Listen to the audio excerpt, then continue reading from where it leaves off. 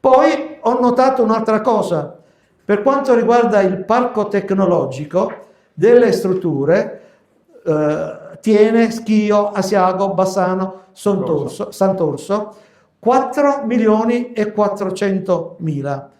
Parco tecnologico si intendono sistemi radiologici fissi, TAC, angiografi. Qual è il punto? Che abbiamo personale adeguato per far funzionare questi nuovi e moderni apparecchi tecnologici? Punto di domanda. Io so che nell'ospedale civile di Venezia abbiamo una TAC imballata al pronto soccorso e non viene aperta, nemmeno discatolata. Perché non c'è nessuno che Perché non c'è nessuno. Questo è il punto. Poi c'è la questione della digitalizzazione del presidio. L'ospedale di Bassano prende oltre 4 milioni. L'ospedale di Sant'Orso 4 milioni e 400 mila. Voglio dire, dovremmo avere con questo finanziamento dei buoni livelli di prestazioni sanitarie. Ed invece per trovare un medico di medicina generale bisogna fare i salti mortali. Cioè proprio dalle questioni basilari invece noi abbiamo una grossa sofferenza. E vi porto questi ulteriori altri dati per quanto riguarda la medicina generale.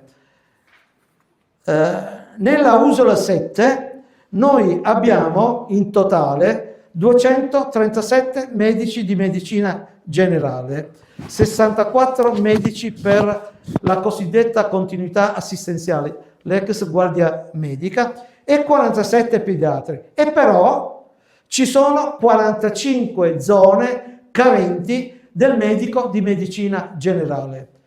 E se la norma dice che ogni medico di medicina generale può al massimo avere un tetto di 1500 assistiti, oggi la Regione, per far fronte a questa carenza, emette una normativa che su base volontaria, così si dice, però di fatto qualsiasi medico abbonda e fa la scelta di superare i 1500 fino ai 1800.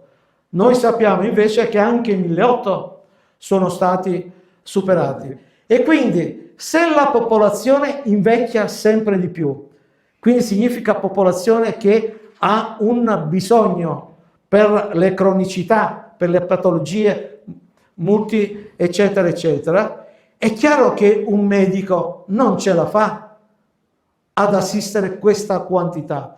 Poi, tra l'altro, da quando è uscita fuori la pandemia, si fa solo su prenotazione, è un terno all'otto far venire un medico a domicilio, nonostante che febbre a 40, eccetera, eccetera, e quindi capirete che siamo in presenza di un'assistenza primaria, cure primarie, deficitarie. Secondo voi è una questione di incapacità di programmazione oppure è qualche cosa voluta?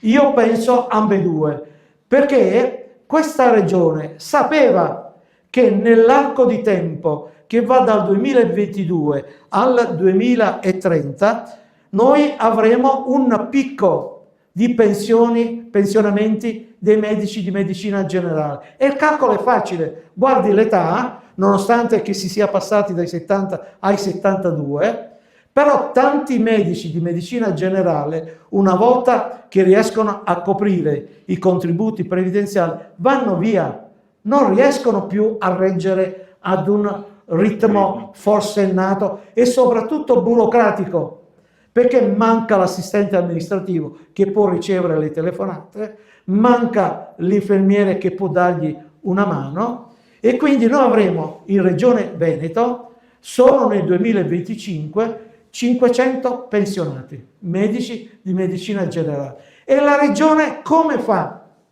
a supplire a questa grave carenza? Si inventa che il neolaureato in chirurgia può fare il medico di medicina generale, che il non è laureando, lo specializzando della scuola di formazione medicina generale triennale, può fare il medico di medicina generale. E quindi c'è una strana ambiguità per cui tutti a sto punto possono fare il medico di medicina generale.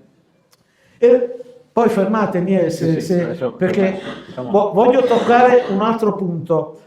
Ti ringrazio perché ti abbiamo fatto venire in una RSA del Lido di Venezia, perché questo è un altro dei drammi dove sia la politica nazionale che la politica regionale assolutamente non affrontano. Noi siamo